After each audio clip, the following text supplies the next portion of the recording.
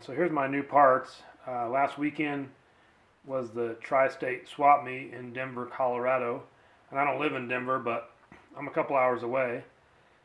And so every year I try to make the trip down and spend all my money on vintage small block Chevy parts. So I went down Saturday. The weather was terrible. Ended up snowing. Um, but I got to spend a couple hours and got through most of it. And so here's what I purchased. I got an Edelbrock C4B small block Chevy intake manifold, and I don't have one of these, which is why I was looking for one.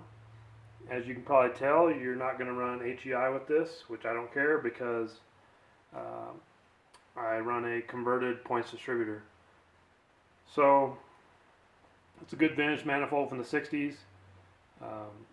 They made a very similar one called the C3B, which was designed for the Holley 3-barrel. And I would have bought either one. They're both cool. There's different versions of both models also. This one, as you notice, has a dual pattern for carb flanges. So you can run, I assume, a Carter AFB and a Holley. I'll be running a Holley on it someday. But anyway, moving along. Speaking of Holleys, that's a 650 double pumper, model number 4777. I've been looking for one of those too. I recently bought a 750 double pumper. I'm going to go from a vacuum secondary 3310 to a double pumper this summer on my Chevelle and see if that makes a difference. It's a stick shift car.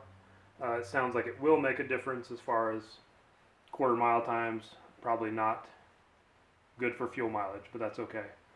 Then I bought a 1-inch phenolic spacer just because it was super cheap, and a factory GM aluminum thermostat housing.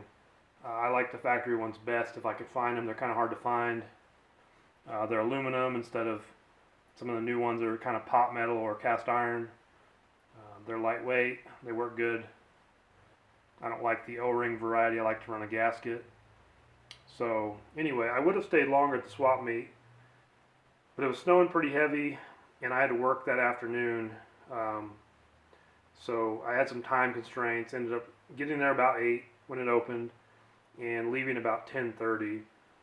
There were some other parts I would have bought if I'd had another hour, but just didn't have time physically to buy them and carry them out to my truck. So anyway, this is all I bought this year at the Tri-State Swap, but it was still fun, worth the trip, and I highly recommend it if you're in the Denver area.